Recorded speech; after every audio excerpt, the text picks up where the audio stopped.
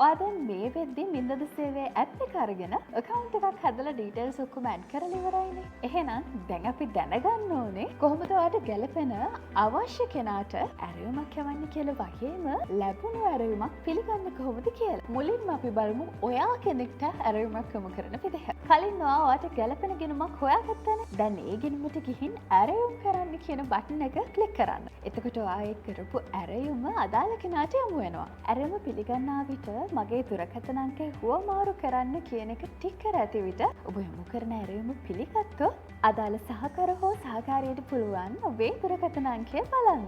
ඊට පස්සේ අපි බලමු ලැබුණු ඇරයුමක් ඔබ පිළිගන්නා හෝ ප්‍රතික්ෂේප කරන විදිහ ගැන. ඔයා දැන් දන්න විදිහට ඔයාට තවත් ගිණුමකට ඇරයුමක් යවන්න පුළුවන් විදිහ වගේමයි ඇප් එකේ රෙජිස්ටර් වෙලා ඉන්න අනිත් අයටත් ඔයාට ඇරයුම් යවන්න පුළුවන්. ඒ වෙලාවේදී එහෙම ඔයාට ආපු යවපු ඇරයුම් සියල්ලම ඔයාට ඇරයුම් පිටුවට ගියාම බලා ගන්න පුළුවන්. ලැබුණු ඇරයුම් පිටුවේදී ඔයාට ගැළපෙන ඇරයුමක් තියෙනවා නම් ඒ ඇරයුම ඔයාගේ කැමැත්ත මත ඔයාට පිළිගන්න පුළුවන් වගේම ඔයා කැමති නම් හරි ඔයාට අවශ්‍ය නැත්නම් හරි මෙන්න මේ මං කරන විදිහට ප්‍රතික්ෂේප කරන්න පුළුවන්.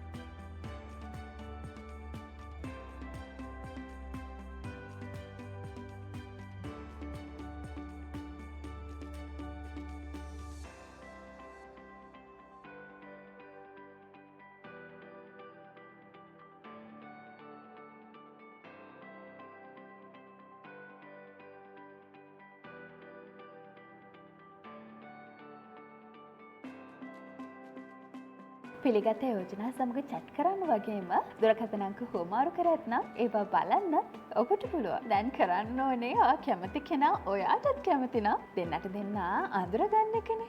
ඉතින් ඒ වෙනුවෙන් ඔයා එයා එක්ක chat කරන්න ඕනේ. ඒ වෙනුවෙන් දැන් ඩිස්ප්ලේ එකේ පෙන්වන විදිහට log වෙලා chat කියන බටන් එක ක්ලික් කරලා ඔයාගේ chat එක start කරන්න. ඉතින් දැන් කෙනෙක්ට ඇරයුම් කරන විදිහේ ඉඳන් chat කරන විදිහ වෙනකන් ඔයා දැනගත්තානේ. ඉතින් ඔයා මෙතනදී කැමති අය කරදරයක් නොවන විදිහට chat කරන්නත් වග බලා ගන්න ඕනේ. මේ විදිහට ඔයාට අවශ්‍ය සහකාරෝ හරි සහකාරිය හරි එක්ක අලයක් chat කරලා දැන හඳුනගෙන දෙන්නගෙම කැමැත්ත මත ඔයාට ඉතිරි පියවර වලට යන්න පුළුවන්. ඒ වෙනුවෙන් උපරිම සහාය මින්දද අපෙන් ඔබට ලැබෙනවා. මංගල සේවයේ හොඳම සහකරු මින්දද මංගල සේවය.